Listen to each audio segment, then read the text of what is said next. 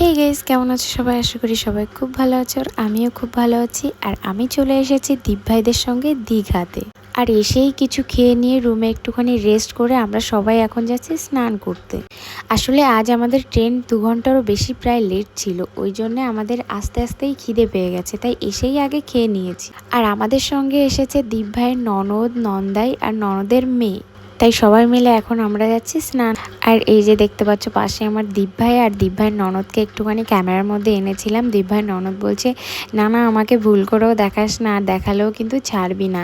তো ওই জন্যে দীপ ভাইয়ের ননদ ওদেরকে একদমই দেখাচ্ছি না। আর এই যে দেখতে পাচ্ছ এরা এসেই এখন আইসক্রিম দেখে বলছে আইসক্রিম খাবে। আর আমি আইসক্রিম খুব একটা বেশি ভালো খাই না, ওই জন্য আমি এখান থেকে একটুখানি সাইডে চলে গেলাম। আর ওই যে দীপ ভাইয়ের ননদের মেয়ে আর নন্দাই। আর কয়েকদিন ধরে যে পরিমাণে গরম পড়েছে, তাই সবাই মিলে প্ল্যান করলাম দীঘা ঘুরে আসি। কিন্তু আমরা যেদিনই দীঘায় আসবো সেদিন থেকে এত পরিমাণে বৃষ্টি হচ্ছে আমাদের ওখানে, কি বলবো। আমরা আসার সময়ও রাত্রেবেলায় যখন আমরা বাড়ি থেকে বেরিয়েছি তখনও বৃষ্টি হচ্ছিল, মানে আমরা বৃষ্টির মধ্যে বেরিয়েছি। অবশ্যই এখানের ওয়েদারটা ভীষণ ভালো ছিল। আমরা তো খুব চিন্তায় ছিলাম যে এখানে বৃষ্টি হচ্ছে, হয়তো দীঘাতেও বৃষ্টি হবে, বৃষ্টি হলে কি করে ঘুরবো, কি করে বেরোবো, অনেকটা চিন্তা ছিল। কিন্তু এখানে এসে তো সব চিন্তা দূর হয়ে গেল। মানে এখানে এসে জাস্ট ওয়াও লাগছে, মানে না গরম আছে আর না বৃষ্টি। তো চলো নিচের দিকে যাই, এমনি আমরা অনেকটা লেট আজকে। আর আজকে আমরা সব কিছুতে লেট, তার কারণ তো প্রথমেই বলে দিলাম, আমাদের ট্রেন 2 ঘন্টারও বেশি প্রায় লেট ছিল। আর ট্রেন লেট থাকার কারণে আমরাও লেট পৌঁছেছি। আর এসে খাওয়া দাওয়া করে রেডি হতে আমাদের আরও লেট হয়ে গেছে। আর এখন বাজে প্রায় 3টেরও বেশি, আর এখন এসেছি আমরা স্নান করতে। আর এই দিকে দেখো অয়ন কি করে। অয়ন এখানে এসে খুব মজা করছে, নিজের জুতো নৌকা বানিয়ে ভাসিয়ে দিচ্ছে আর ভেসে যাচ্ছে আর মজা পাচ্ছে। আজকে যদিও অয়নের আসার সময় একটুখানি কষ্ট হয়েছিল, কিন্তু এখানে এসে পুরো ঠিক হয়ে গেছে। তো চলো এবার আমরা যাই স্নান করার ওই দিকটায়। আর তার আগে কয়েকটা ভিডিও বানিয়ে নেব, কিন্তু আমার ক্যামেরা ধরবে কে? দীপ ভাইকে বলবো এখন ক্যামেরাটা ধরে দিতে। দীপ ভাইয়ের ননদ, তারপর নন্দাই, ননদের মেয়ে, ওরা এসেই আগে স্নান করতে চলে গেছে। আর এখন জিজুও চলে যাবে। তো চলো আগে কটা ভিডিও করিয়ে নিই দীপ ভাইকে দিয়ে, তারপর তোমাদের সঙ্গে কথা হচ্ছে।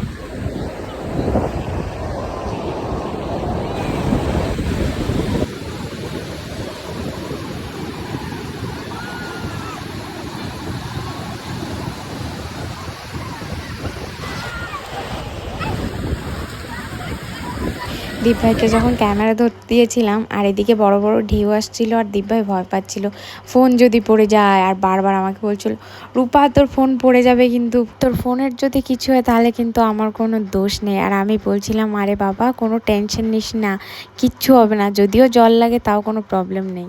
আর এইদিকে দেখো জিজু চলে এসছে। জিজু এসেই বলছে আগে চশমাটা দে, ফটো তুলি। আর আমাকে বলেছিল যে কয়েকটা ফটো তুলে দিতে, আমি ওদের ফটো কয়েকটা তুলে দিয়েছি।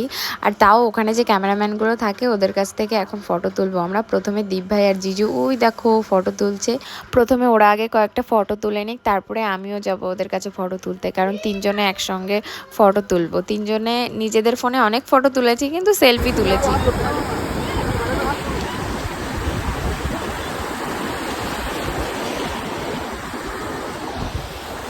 দীপ ভাই জিজু ফটো তোলার সময় পুরো হিরো হিরোইন হয়ে গেছিলো।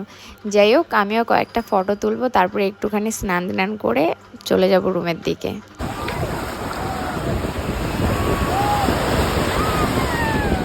এই সময়টা যা মজা লাগছিল কি বলবো। আর এরপরে আর ভিডিও করিনি, তার কারণ ফোন দীপ ভাইয়ের কাছে দিয়ে দিয়েছিলাম। আর ফোন দীপ ভাইয়ের কাছে দিয়ে তারপরে মানে ইচ্ছা মতো স্নান করছিলাম, কারণ দীপ ভাই রুমে চলে যাবে। আর যতক্ষণ আমার কাছে ফোন থাকবে ততক্ষণ আমি ইচ্ছা মতো স্নান করতে পারবো না, ওই জন্য ফোনটা আমি দীপ ভাইয়ের কাছে দিয়ে দিয়েছিলাম। আর ভিডিওটা বেশি বড় করব না, কারণ এখানেই শেষ করে দেবো। আরও তো অনেক ভিডিও আছে দীঘা যাওয়ার, সবটা তোমাদের সঙ্গে শেয়ার করব। তো দেখা হবে পরের ভিডিওতে। ভিডিওটা ভালো লাগলে অবশ্যই লাইক কমেন্ট শেয়ার করো। টাটা।